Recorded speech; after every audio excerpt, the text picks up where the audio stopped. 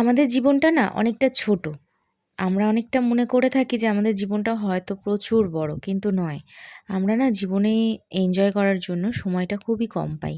দেখতে, দেখতে বছরগুলো কেটে যায়, দেখতে, দেখতে বয়স কেটে যায়, দেখতে, দেখতে সময়টাও কেটে যায়। তো ঘড়ির কাঁটা তো অনবরত ঘুরছে, আর সময়টাও সেইভাবেই তার সাথেই ঘুরছে। আমরা সময়টাকে কখনোই ধরে রাখতে পারবো না। তাই জন্য আমার কোথাও গিয়ে মনে হয় যে নিজের জীবনটাকে নিজেকে এনজয় করাটাই মনে হয় বেটার অপশান। মানে তোমার যেটা ভালো লাগবে তুমি সেটা খাও, তোমার যেখানে যেতে ইচ্ছা করবে সেখানে যাও, তোমার যেটা করার ইচ্ছা বা যে ড্রেসটা পরার ইচ্ছা সেটা তুমি করো। অন্যের জন্য যদি তুমি তোমার স্বাধীনতা মানে তোমার সমস্ত কিছু যদি ত্যাগ করো না, অন্যেরা তোমাকে কিন্তু সাপোর্ট তো করবেই না।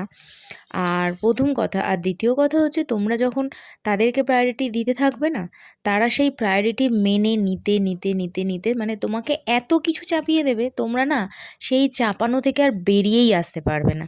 তো সেই জায়গা থেকে দাঁড়িয়ে আমি এই ডিসিশনটাই নিয়েছি যে এবার থেকে আমার যা পরার ইচ্ছা হবে, যেরকম ড্রেস পরার ইচ্ছা হবে, যেখানে যাওয়ার ইচ্ছা হবে, যেখানে যে জিনিসটা আমার মনে হবে যে আমার খাওয়া উচিত, সেই জিনিসটা মানে সমস্ত কিছুটা আমি এবার আমার জীবন, আমার নিজের লাইফকে দেব। অনেক ভুল করে ফেলেছি, অনেক কিছু যেগুলো আমি দিতে দিতে দিতে দিতে না এখন না আমি ভুলেই গেছি যে কোনটা আমি ভালোবাসি, কোন জিনিসটা খেতে ভালোবাসি, কোন ড্রেসটা পরতে ভালোবাসি, বা আমার জীবনটাকে কেমনভাবে করা উচিত ছিল, এগুলো সব ভুলে গেছি।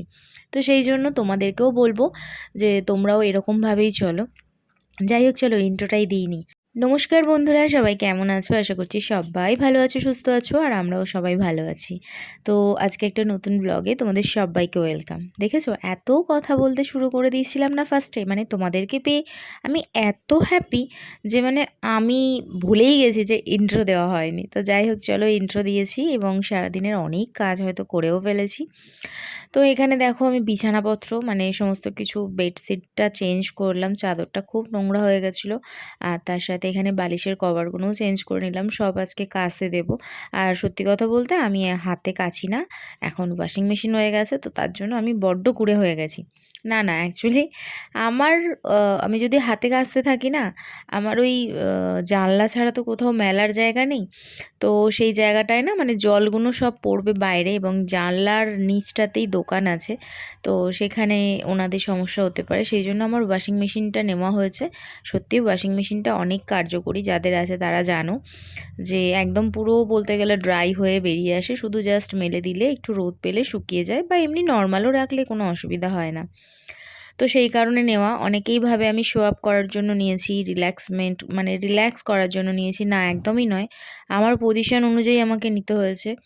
আর সত্যি কথা বলতে আমার প্রত্যেকটা জিনিস না আমার এক একটা মানে আমার বর মানে আমার হাজব্যান্ডের কথা বলো বা আমার কথা বলো, রক্ত জল করা পয়সা। আর না একটা একটা করে টাকা জমিয়ে তারপরে জিনিসগুলো নেওয়া হয়েছে, কেউ আমাকে দান করেনি।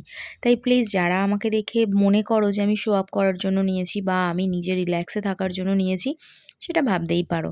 সেটা তোমাদের ভাবনা চিন্তা, আমি তো আর ভাবনা চিন্তা পাল্টাতে পারবো না, তাই না? সব মানুষের ভাবনা চিন্তা পাল্টাতে গেলে তো নিজের জীবনটা দেখেই নিলাম, সবার ভাবনা চিন্তা পাল্টাতে গিয়ে নিজেই কখন পাল্টে গেলাম বুঝতেই পারিনি। তো নিজের সেই পাল্টানো জায়গাগুলোকে এবার ফিরিয়ে নিয়ে আসবো। কেন, এরপরে আরও যখন বেশি বয়স হয়ে যাবে তখন আর সেই যে জিনিসগুলো এখন করতে পারবো, সেই জিনিসটা আর তখন গিয়ে করতে পারবো না। তো এখানে এবারে চলো ঘরদোর ঝাড় দিয়েছি, মানে পরিষ্কার করলাম। তারপরে এই যে ম্যাডাম এখন বলেছিলেন যে একটু তেল মালিশ করে দিতে, তো সেই জন্য মানে মেয়ের কথা বলছি, ওর মাথা তো একটু তেল মালিশ করে দিলাম, আর ও আমাকে একটু তেল মালিশ করে দিল, যেহেতু আজকে আমরা হেয়ার ওয়াশ করবো দুজনে মিলেই।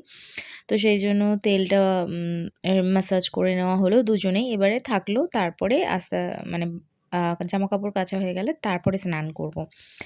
আর রান্না তো করতেই হবে।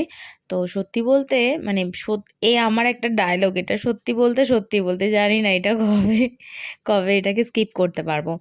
তো আমি এখানে কি করেছি, মাছের ঝোল আর ভাত করেছি। তার কারণ তোমাদের প্রথমেই বলেছি যে আমরা একটু মানে গ্যাস বাঁচাচ্ছি, এবং তার সাথে ঝোল ভাতটা খাওয়া মনে হয় এই গরমে বেটার অপশান। তো সেই জন্য এখানে আজকে করেছি ঝিঙে, পেঁপে, আলু দিয়ে কাটাপোনা মাছের ঝোল। আর রাত্রেবেলার জন্য মাছ ভেজে রেখেছি, যেহেতু তোমাদের দাদাভাই বাড়িতে নেই, রাত্রেবেলা যখন কাজ থেকে ফিরবে তখন তাকে আবার গরম গরম কিছু একটা করে দেবো। তো চলো, টাটা।